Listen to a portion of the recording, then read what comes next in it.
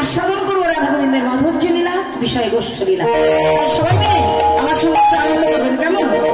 রাধা নামে ধ্বনি না করলে বৃন্দাবনে যাওয়া যাবে না, তাই সবাই মিলে বলুন এবার দুটি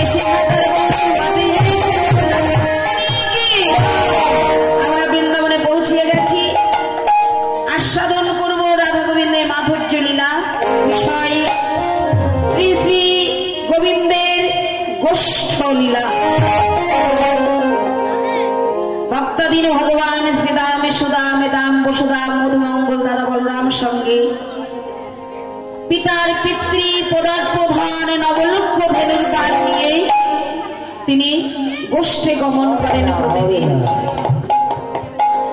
প্রতিদিন এই মতো সময়ে প্রভাতিকালে শ্রী গোবিন্দ আমার গোষ্ঠে গমন করেন।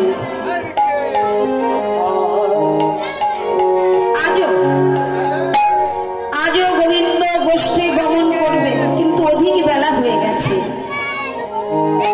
গোবিন্দের কোনো সাড়া নাই।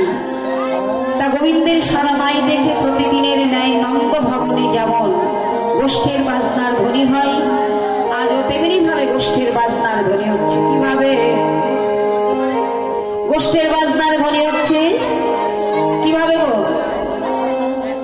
যায়নি? তাই গৌর হরি বলছি মানুষের এমন কিছু তো নাই, তবে যাই হোক এক ফেরা একটা গান করি, কেমন? গাইব, কারণ সব জায়গায় তো বড় গান শুনে না, তা একটু বলে করে গাই আর কি।